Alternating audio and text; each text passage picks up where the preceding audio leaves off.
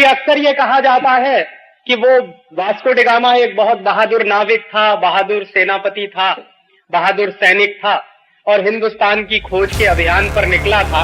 ऐसा कुछ नहीं था। सच्चाई ये है कि पुर्तगाल का वो उस जमाने का डॉन था, माफिया था।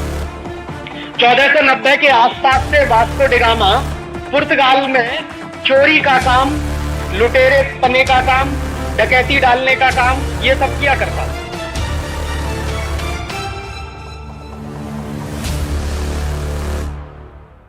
आजादी के 50 साल हो गए हैं, ऐसा भारत सरकार कहती। 1947 में हम आजाद हुए थे अंग्रेजों की गुलामी से, और 1947 में जब आजादी मिली तो अब 1997 आ गया है। ऐसा माना जाता है कि 50 साल पूरे हो गए देश को आजाद हुए।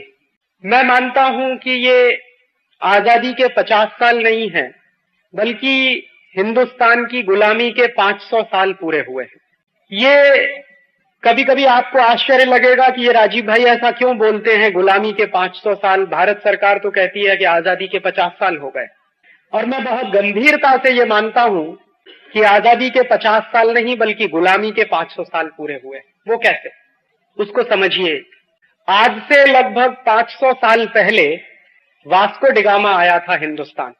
इतिहास की चौपड़ी में, इतिहास की किताब में हम सब ने पढ़ा होगा कि सन 1498 में मई की 20 तारीख को वास्को डी गामा हिंदुस्तान आया था। इतिहास की चौपड़ी में हमको ये बताया गया कि वास्को डी गामा ने हिंदुस्तान की खोज की, और ऐसा लगता है कि जैसे वास्को डी गामा ने जब हिंदुस्तान की खोज की तो शायद उसके पहले हिंदुस्तान था ही नहीं। हजारों साल का ये देश है जो वास्को डी गामा के बाप दादाओं के पहले से मौजूद है इस दुनिया में। तो इतिहास की चौपड़ी में ऐसा क्यों कहा जाता है कि वास्को डी गामा ने हिंदुस्तान की खोज की, भारत की खोज की? और मैं मानता हूं कि वो एकदम गलत है। वास्को डी गामा ने भारत की कोई खोज नहीं की, हिंदुस्तान की भी कोई खोज नहीं की। हिंदुस्तान पहले से था, भारत पहले से था।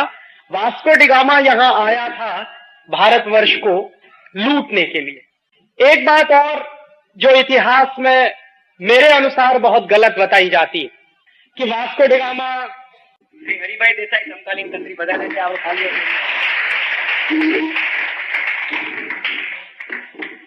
दूसरी बात जो मैं कह रहा था कि अक्सर ये कहा जाता है कि वो वास्को डी गामा एक बहुत बहादुर नाविक था, बहादुर सेनापति था, बहादुर सैनिक था और हिंदुस्तान की खोज के अभियान पर निकला था। ऐसा कुछ नहीं था। सच्चाई ये है कि पुर्तगाल का वो उस जमाने का डॉन था, माफिया था। जैसे आज के जमाने में हिंदुस्तान में बहुत सारे माफिया किंग हैं, उनका नाम लेने की जरूरत नहीं है क्योंकि मंदिर की पवित्रता खत्म हो जाएगी। ऐसे ही बहुत सारे डॉन और माफिया किंग 15वीं शताब्दी में होते थे यूरोप में। और 15वीं शताब्दी का जो यूरोप था, वहां दो देश बहुत ताकतवर थे उस जमाने में। एक था स्पेन और दूसरा था पुर्तगाल। तो वास्को डी गामा जो था वो पुर्तगाल का माफिया किंग था। 1490 के आसपास से वास्को डी गामा पुर्तगाल में चोरी का काम, लुटेरे पने का काम, डकैती डालने का काम, ये सब किया करता था। और अगर सच्चा इतिहास उसका आप खोजिए तो एक चोर और लुटेरे को हमारे इतिहास में गलत तरीके से हीरो बनाकर पेश किया गया। और ऐसा जो डॉन और माफिया था उस जमाने का पुर्तगाल का, ऐसा ही एक दूसरा लुटेरा और डॉन था, माफिया था, उसका नाम था कोलंबस। वो स्पेन का था। तो हुआ क्या था, कोलंबस गया था अमेरिका को लूटने के लिए और वास्को डी गामा आया था भारतवर्ष को लूटने के लिए। लेकिन इन दोनों के दिमाग में ऐसी बात आई कहां से, कोलंबस के दिमाग में ये किसने डाला कि चलो अमेरिका को लूटा जाए, और वास्को डी गामा के दिमाग में किसने डाला कि चलो भारतवर्ष को लूटा जाए? तो इन दोनों को ये कहने वाले लोग कौन थे? अतुल भाई जो बता रहे थे वही बात मैं आपसे दोहरा रहा हूं। हुआ क्या था कि 14वीं और 15वीं शताब्दी के बीच का जो समय था, यूरोप में दो ही देश थे जो ताकतवर माने जाते थे। एक देश था स्पेन, दूसरा था पुर्तगाल। तो इन दोनों देशों के बीच में अक्सर लड़ाई झगड़े होते थे।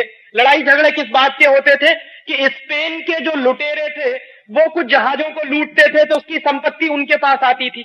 ऐसे ही पुर्तगाल के कुछ लुटेरे हुआ करते थे, वो जहाजों को लूटते थे तो उनके पास संपत्ति आती थी। तो संपत्ति का झगड़ा होता था कि कौन कौन संपत्ति ज्यादा रखेगा, स्पेन के पास ज्यादा संपत्ति जाएगी या पुर्तगाल के पास ज्यादा संपत्ति जाएगी। तो उस संपत्ति का बंटवारा करने के लिए कई बार जो झगड़े होते थे वो वहां की धर्म सत्ता के पास ले जाए जाते थे।